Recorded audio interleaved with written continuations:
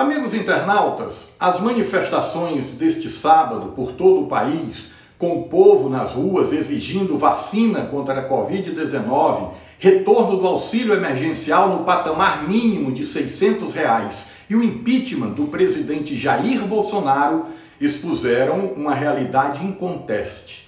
A extrema-direita, e aí inclua-se o bolsonarismo, já não mais domina as redes sociais.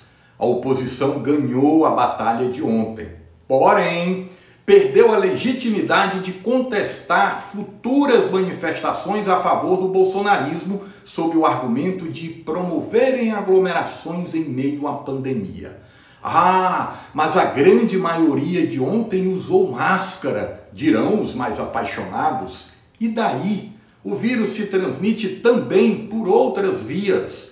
Mas, enfim, ainda que se questionem esse aspecto atentatório às medidas sanitárias, manifestação faz parte do jogo democrático, sobretudo no atual momento de atentados à democracia, um problema que não é exclusivo do país e que o mundo busca superar. Os anos 20 do século XXI parecem querer desmontar alguns pilares que pareciam inabaláveis após a Segunda Guerra Mundial no século passado. Pela história se sabe que os países aliados vitoriosos correram para criar instituições que unissem ainda mais o que sobrou da tragédia, que foi o maior conflito bélico do mundo, deixando rastro de milhões de mortes, experiências políticas devastadoras como o nazismo alemão e países destruídos. As ideias de um mundo democrático e livre cerraram fileiras entre os povos do Ocidente, tornaram-se o maior valor da grande maioria dos países europeus e americanos. A União Europeia foi uma tentativa de unir parte do mosaico europeu em torno desse pilar, que deveria evitar conflitos armados no futuro. Era tecido pelos mercados, pelo livre trânsito de pessoas e pelo multiculturalismo, engenharia de décadas. Os Estados Unidos reinaram como dono quase absoluto dessas ideias de povo livre, com uma economia gigante capaz de fazer cada indivíduo ter oportunidade e conseguir sucesso.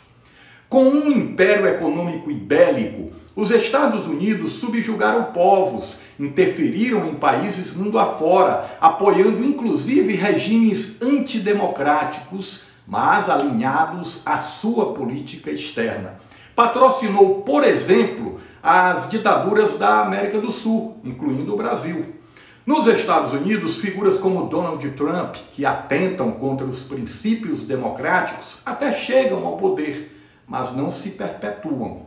No Brasil, ainda temos 1 ano e meio de governo Bolsonaro, que, se depender dele, será tempo suficiente para armar seus seguidores e incutir-lhes toda sorte de mentiras sobre o processo eleitoral. Enquanto isso, Bolsonaro trabalha para quebrar o Brasil, não economicamente falando, mas quanto ao mínimo de credibilidade que ainda resta. Os novos anos 20 estão sendo contados por nós e claramente há um novo espírito do tempo no ar, o que torna de certo modo compreensível as aglomerações de ontem, ainda que elas representem um risco à saúde pública. Sigamos em frente com força e fé.